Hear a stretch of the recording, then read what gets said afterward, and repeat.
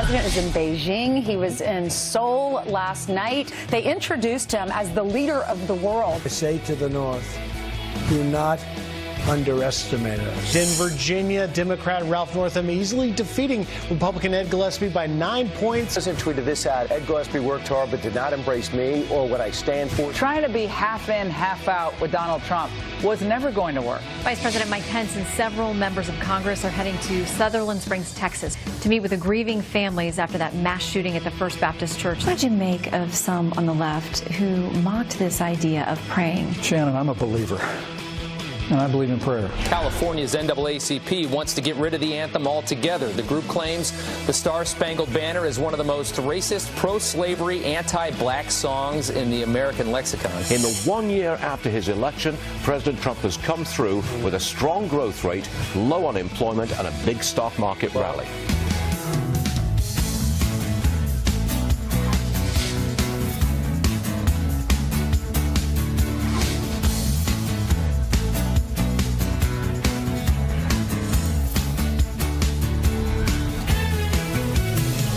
I don't want to pay the $3 fee. Although the last time you used it, that I know for sure, you left it. Keep in mind, we've got an ATM down on the same level as the subway in New York City, and Brian left his iPad right on top of the ATM. What did I do? I called down to the control room, and they was sent their best person out to retrieve it. This is what I love. Everyone thinks that New Yorkers are not nice, that everything's going to get stolen here. It was still there on top of the ATM machine. They thought it was a setup. It was so obvious. It's got to be a sting. If I take that, there's got to be a camera here. Next thing you know, it's a Brian, problem. do your kids just keep you in line? They pick up after me. I'm like, hey, do you know where your keys? Find Dad's keys. Do you know where he put his wallet? He doesn't know where his wallet is. Can someone find it? They don't criticize. They act. There you go. They just. All right. Well, if you were up late last night, like some of us were, Looking for your wallet. That's right. That's right. You probably saw the president speaking. He is in South Korea, and right now he's actually in Beijing. But last night, that video there was from Seoul. He was at a dinner, and he had a very strong message for North Korea. The South Koreans love him there because he's coming in and he's saying, we're not going to take your mess, Kim Jong-un. They called him the leader of the world, Donald Trump. And this is what he had to say last night. Today, I hope I speak not only for our countries, but for all civilized nations. When I say to the North, do not underestimate us and do not try us. We will defend our common security, our shared prosperity, and our sacred liberty. The time for excuses is over. Now is the time for strength. If you want peace, you must stand strong at all times. The world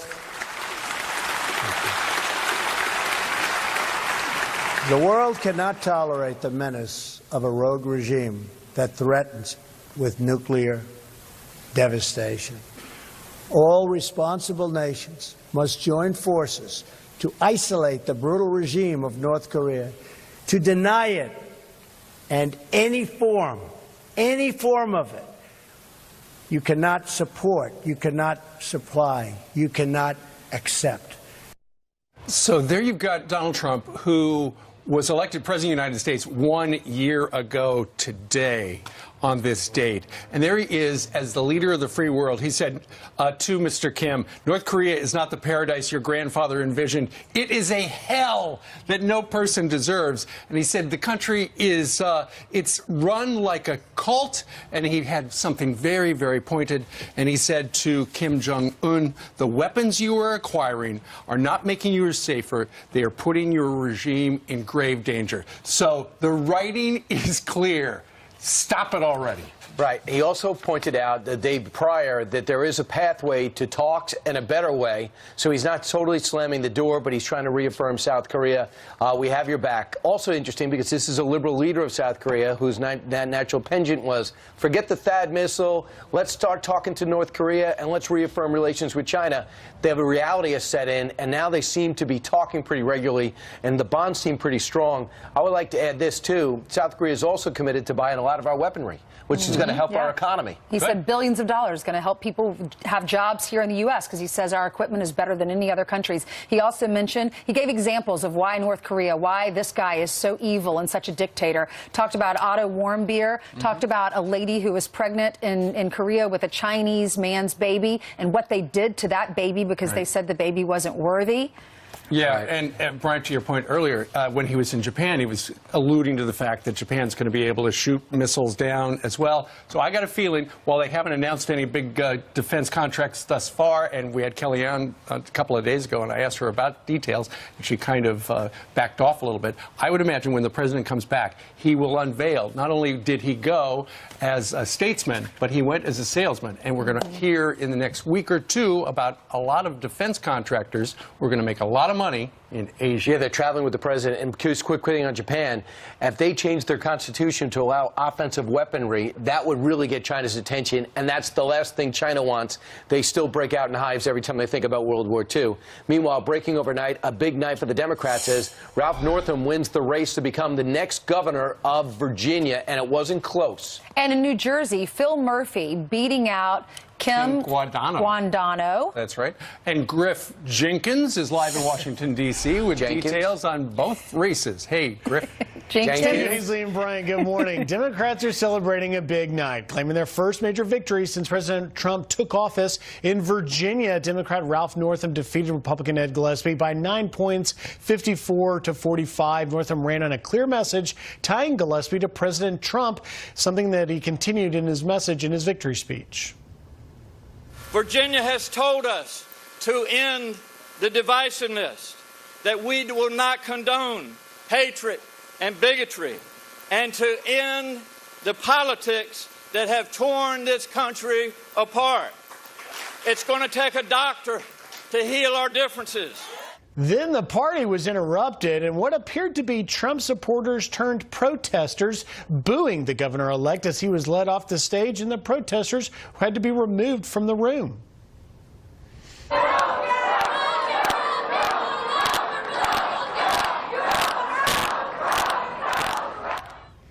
Now, Gillespie chose not to campaign with or embrace President Trump, distancing himself publicly while accepting his endorsement, something the president faulted Gillespie for over Twitter last night. Nevertheless, the former RNC chairman conceded with class, wishing Northam well. Governor-elect Northam is a good man, and I appreciate his service to our country and our Commonwealth, and I wish him nothing but the best success as our 73rd governor. And in New Jersey, the other closely watched governor's race, Democrat Phil Murphy easily defeating Republican candidate Kim Guadagno by 12 points. All of this certain to fuel a lot of talk about 2018. Guys, Democrats say they've got a plan for anti-Trump sentiment, but others say they may be overreading those results last night. All right, Griff Jenkins, thank you very much. Keep in mind, Ed Gillespie lost by more than the final poll showed. It showed 5. I think he lost by 8. It looked like 8 or 9 right there. But also keep in mind, both the Commonwealth of Virginia and New Jersey were both states that Hillary Clinton won in, and neither of the Republicans in those states really embraced Donald Trump. In fact, Ed Gillespie, who ran the RNC, so, I mean, he really is part of Republican establishment, he did not call on the president to make any appearances on his behalf, but his opponent, who won, had Barack Obama in, had Joe Biden in, and had the support of the teachers union saying, look, if Ed Gillespie is elected, he will support school vouchers and also charter schools, which the unions hated. Well, then at the very end, Gillespie did reach out to the president and said, will you do these robocalls for me? Some people thought that was day. Right, not as genuine. So the president tweeted this. He said, Ed Gillespie worked hard but did not embrace me or what I stand for. Don't forget, Republicans won 4 out of 4 House seats, talking about those special elections. And with the economy doing record numbers, we will continue to win even bigger than before. And he's got an Alabama Senate seat for Jeff Sessions. We'll see if Judge Moore wins that. What do people in Virginia care about? Believe it or not, even though the economy's going well. That is their number one thing, 28%. Healthcare, the most controversial thing in America. 26% of the voters said that's why I voted the way I did. Education is 14%.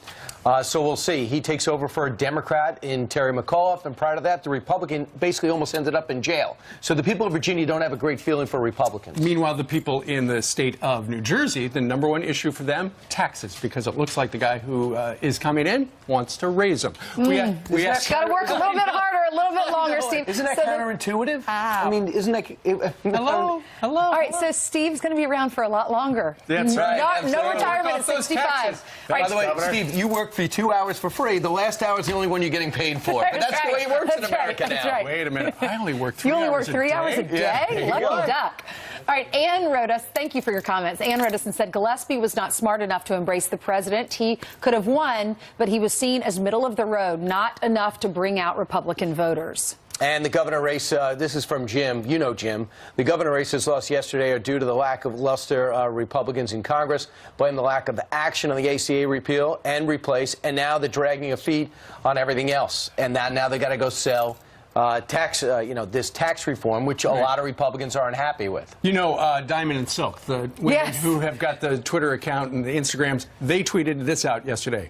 Message to those Republican politicians running for office. If you don't support our president and his agenda, then the people will not support you. But right now, this is what people like Ed Gillespie look at. The president's approval rating, according to the recent polls, is 36%. He's more of a traditional Republican who ran the RNC. Right. So he had to try to split the baby. Sure, but keep in mind, polls were wrong, as we learned a year ago, and Donald Trump was elected President of the United States. And in the 4 special elections for congressional seats where Donald Trump went out and campaigned for people, for the most part, they won. Hard to believe he's been in office for a year. Where were you when you heard the news? We were all up. Remember that? It was like midnight when Pennsylvania was involved. Send us emails and let us know where you were and what you think over the last year. In the meantime, we're going to... Yeah, and what you were wearing. Tell us what you were wearing. Hopefully you were dressed. Brian reminds you to get dressed every day. Exactly. Good morning, guys. Good morning to you at home. Yes, definitely send in those comments. And while you're doing that, let me get you caught up on this Fox News alert.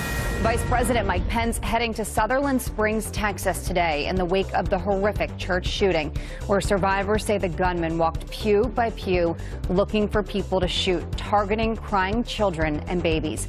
Churchgoers are saying the shooter attended the church's annual Halloween party with his kids just 5 days before his attack. And we're now learning the gunman's hometown of San Antonio is looking into whether they mishandled a sexual assault investigation years ago. 2 people are busted for allegedly helping a pair of dangerous inmates escape from a courthouse. Tremel McClure and John Bivens slipping away from bailiff outside to freedom in Santa Clara, California. The inmates somehow unlocking their shackles with a handcuff key before jumping into a getaway car. Authorities charging Marquita Kirk and Renee Hunt in connection to the escape. Both inmates are still on the run. National anthem outrage going beyond kneeling on the field. Now California's NAACP wants to get rid of it altogether. The group claims the Star-Spangled Banner is one of the, quote, most racist, pro-slavery, anti-black songs in the American lexicon. They want it replaced with another song. The group also trying to get NFL quarterback Colin Kaepernick back on a team. Hey, Texans just signed a guy yesterday who hasn't thrown since 2011. I was surprised that Texas didn't sign him because he plays very similar to the quarterback they just lost. You should try out for the U.S. soccer team then. There's a shot. Right, the team just failed miserably. All right, 7:13 here in New York City. You just heard it. President Trump's warning to North Korea, don't try us. What did General Jack Keane think of the president's big speech in South Korea? We're going to ask him next. And on the anniversary of the president's historic election, our town hall panel will break down the year of Trump. Please do not sit.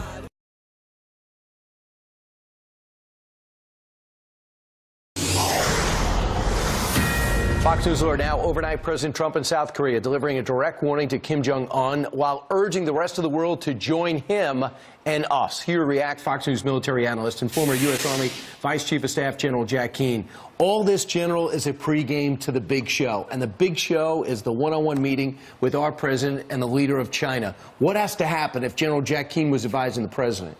Well, you're absolutely right. I mean, center stage for this whole visit is this meeting that's coming up, and it's going to have strategic implications actually for years to come. What's clearly on the table, obviously North Korea is on the table. He needs more sense of urgency and he needs more economic impact out of President Xi. That's number one. But here's what makes it so delicate, because he actually has to push back on President Xi also, who has revised the order in the Pacific out there. He has encroached on our allies' sovereignty. Who? Who is that? This is China. President Xi. He's and encroached. And our allies in what allies? Our allies in the region. Vietnam, the Philippines, Japan, very specifically. And what he has done very cleverly is they have a strategy encroaching on that sovereignty without ever firing a shot, where they want to be the dominant power, replace the United States, and they are largely succeeding in that. President Xi also, and this is a fact, he sees the United States as a declining power, China as a rising power, and he believes in 10 to 20 years, China will replace the United States as the preeminent global power in the world today. And he just has been given the authority by the 19th Communist Party Congress to pursue those goals. So here's the art of diplomacy. We need something from him to denuclearize North Korea for sure. We have to push back on that. We also have to push back on the trade imbalances, the currency manipulation, the cyber espionage that's going on, stealing our intellectual property. So President Trump can't just ask for something. He has to push back, and he has to stake a claim that the United States leadership is going to be felt in that region. So we have to show it with power, and it's not so much, hey, we're good friends, we're going to work this out. It's got to be shown directly and sternly. Can that be done diplomatically, or has the ground already been plowed for some type of joint announcement today? I think the ground has been plowed because of the relationship. It started at Mar-a-Lago, and I believe that one thing that President Xi understands, strength and weakness, and most authoritarian rulers recognize it. Putin certainly recognizes it. The guy running Iran recognizes it. And when our president reacted so immediately and so strongly to the chemical strike that took place in Syria at the time that Xi was there, actually that was fortunate for us, as harmful as it was to the Syrian people. He knew, I'm no longer dealing with Obama. General, this is the pregame. I want to talk to you again in the postgame because it's going to be quick in and out for the president as these two major powers lock horns. Meanwhile, thank you very much, General Jack Keane. Caught on camera, an American flag stolen from a man's home.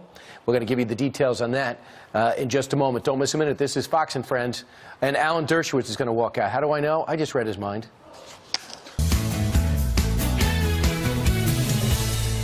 Good morning to you. Time for some quick headlines, and we'll get to the weather a little later in the show. But let's start with this story. Incredible video of a plane's engine engulfed in flames as it lands in Seattle. The Hawaiian Airlines plane flown in for maintenance with only a crew on board. The fire started by a problem with the engine and quickly put out. No one was hurt. A man cheats death on the train tracks. Take a look. You can see the guy jump off the platform and run to the other side as a train is pulling into the station in Australia. He gets back up with less than seconds to spare. And an American flag swiped from a home 8 times this year. But the family finally caught the thief on camera. The bald crook clearly seen swiping Old Glory off the front porch in Burlington, Vermont. Police now investigating. Steve? Thank you, Jillian. She admitted the DNC was rigged in a major way to favor Hillary. Well, now Donna Brazile backtracking in a big way. Listen to this. I use the word rigged because that's the word Donald Trump used to describe our election results. The word I prefer to use, and I said in a book when I talked to Bernie, I preferred to say cancer. I did not like the cancer, okay? I call it cancer because we did not rig the primary. Here to react is Harvard Law School professor and lifelong Democrat Alan Dershowitz. Professor, thanks for being with us. Well, thanks. You know, as a Democrat, it's very upsetting to hear this. Rigged, cancer. There should be, you know, I've said from the very beginning, there should be an independent, nonpartisan commission set up by Congress, like the 9/11 Commission, to look into this whole election. This election is a disaster for democracy. If there was any Russian influence, we want to know about it. Without pointing fingers, without trying to indict people criminally, I think the same thing should be done and investigate what went on in the Democratic Party. It's a mistake to start with a special counsel because they do everything behind closed doors.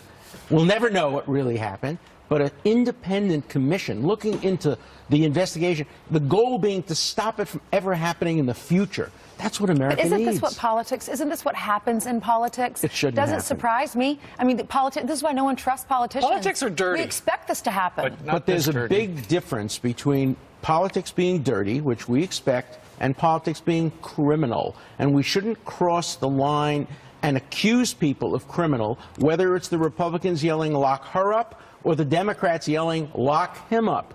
We should stop with the lockup. Let's look and find out what happened, and let's cure it for the future. If you're, as a lifelong Democrat, how much damage has the revelations from Donna Brazil's book done to the party, well, to the brand? I mean, think about it. If you were a Bernie supporter, and a lot of people weren't, suddenly it's like, I don't trust those guys because they were in the tank for her. And a lot of people thought that originally, and I think that Hillary lost some votes as the result of Bernie supporters not doing it. Look, in one respect, it's a good thing. We want transparency. Let's learn everything we can about how dirty our politics is. Yeah, but we wouldn't know it if she hadn't written the book. And that's what's so surprising. She was such a loyalist, and she was so devoted to the party, and now she's helping to tear it apart. Is she doing it because she's really in favor of transparency and democracy? Is she doing it to sell books? Is she doing it because she's angry? Whatever the reason, it's not a good one. What about what's happening in California? The Daily Californian, there was an op-ed blaming you for Israeli atrocities that was written by Matthew Taylor, saying that you have blood on your hands. Then there were rumors that you were getting paid by the Trump administration. And so you tried to respond to that op-ed, and what did they tell you? What happened? Well, you know, the Daily Cal, as many college newspapers today, are totally one-sided. You can say whatever you want about people like me if I'm pro-Israel. I don't get to respond. So they absolutely, categorically refused to print my response, even though it was a very factual response. 1, 2, 3, 4. And they, you know, basically it was a blood libel. They said I had blood on my hands. I was responsible for perpetuating Israeli atrocities. And when I try to respond, they say, no, we're not interested in your point of view. And that's what's happening on university campuses all over the country today. One point of view. If you don't like it, you don't get to hear the other point of view. And see, you have a platform to come on Fox News and share your side of the story, but for other people, they can write anything they want about them, and then they don't give the person a chance to respond. They might not have the platform. And then people believe it. And that's how they're miseducating the future leaders of America, because Berkeley is educating. Princeton tried to cancel a speech 2 days ago from the deputy foreign minister of Israel because they didn't like what she had to say. They only want to hear one perspective. They don't trust the students to make judgments about speakers. They have to have committees making censorship decisions of who gets heard and who doesn't get heard. Well, a year ago, nobody thought Donald Trump would be the next president of the United States. He was elected, and Dr. Dershowitz has written this book. It's called Trumped Up, How Criminalization of Political Differences Endangers Democracy. It's great. Thank you so much. Thank you for dropping by. Professor. All right. Still ahead. The left cried treason after a Russian lawyer met with Donald Trump Jr., but it turns out that wasn't the whole story, and it could be bad news for the Democrats. Cover your ears, Alan. And on the anniversary of the president's historic election, that town hall panel here to react to a year of Trump.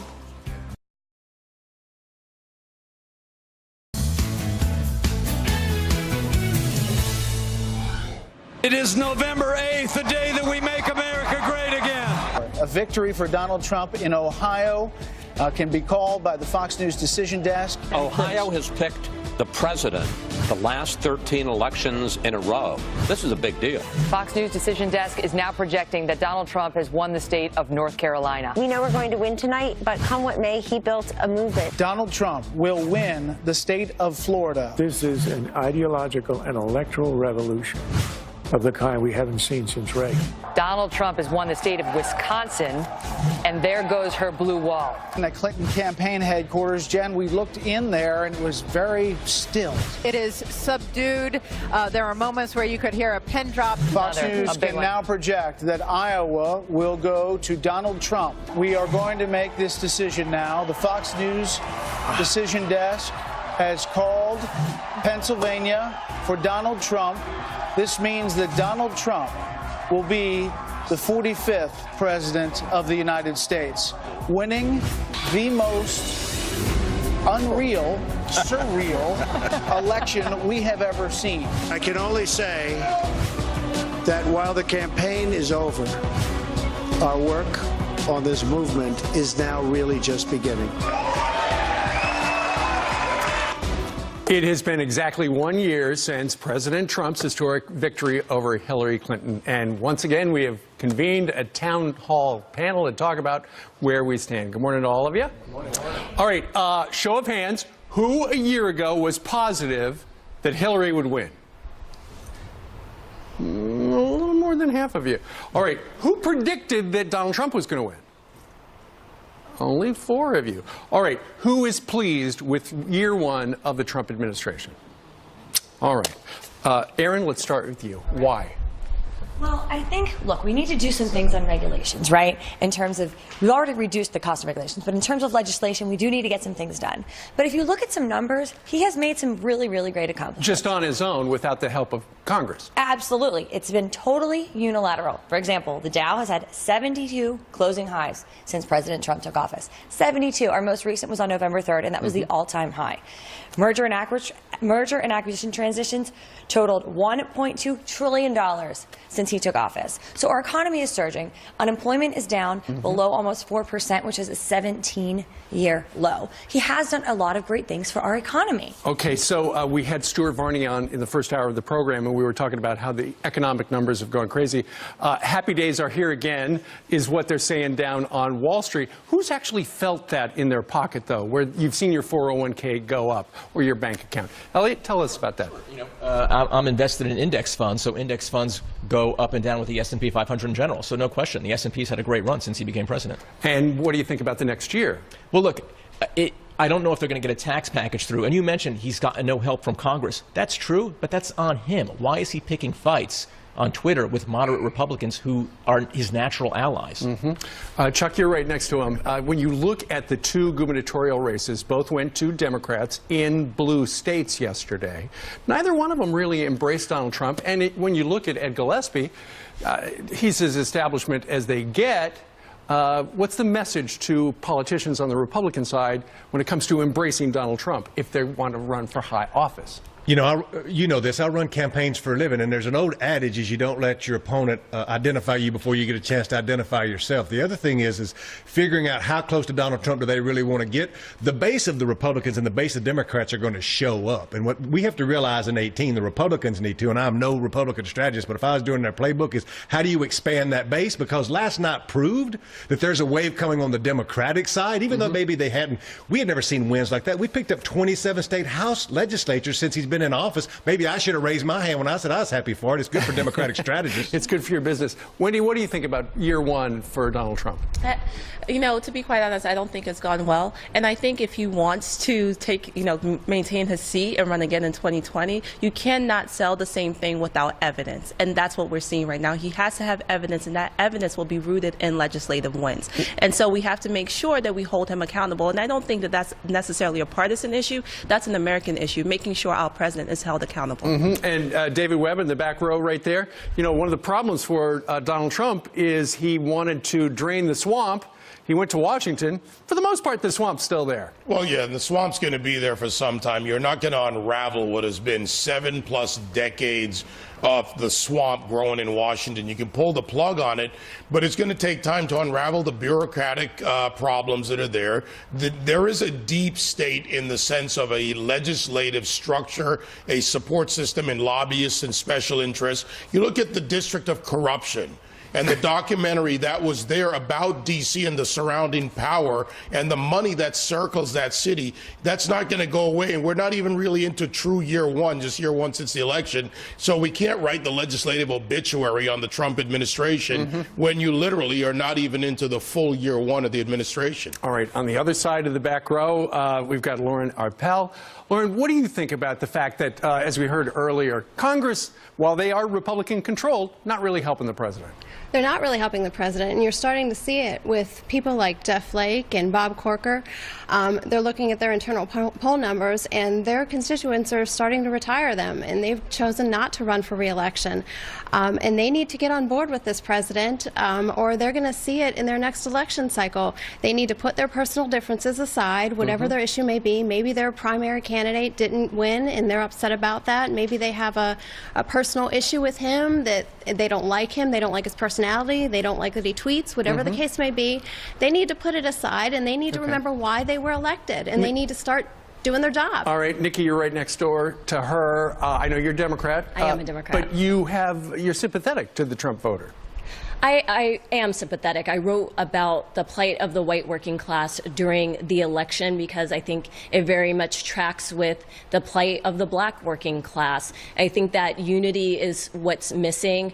In terms of the lack of legislative success by Donald Trump, in some ways I think that it has been to his benefit to have his party go against him because he ran as a populist, as someone who was outside of both of those parties, and I think that just reinforces for his voters that he's something different, and for Democratic voters, Republicans not supporting him reinforces for us that he's not the person we necessarily want representing the country. All right, Keisha, down in the front row right here. Donald Trump, when he was running for president, made a lot of promises. He's only in 1 year, hasn't had a lot of help from Congress. Do you feel like he has kept his promises thus far? Absolutely not. While I can appreciate someone who's real and speaks their mind, I love people like that. I think he did a lot of talk and not a lot of acting. But don't most politicians do that? They do, but I think one of his major problems is that he's trying to run the country like it's a business, and I hear all the financial numbers and the unemployment rates are down, but we have to remember that this is a country of people, and I think the legislators are not passing what he wants because they're thinking of what's good for the people and not necessarily what's good for the finances of our country. Of course, the president right now is in China. He is, he's got some deals going over there. I think we're going to be hearing about. Kieran, you're a former infantryman and in the Marine Corps Reserve. How do you feel about his message of strength through power that he's projecting around the world? I think it's been outstanding. And, you know,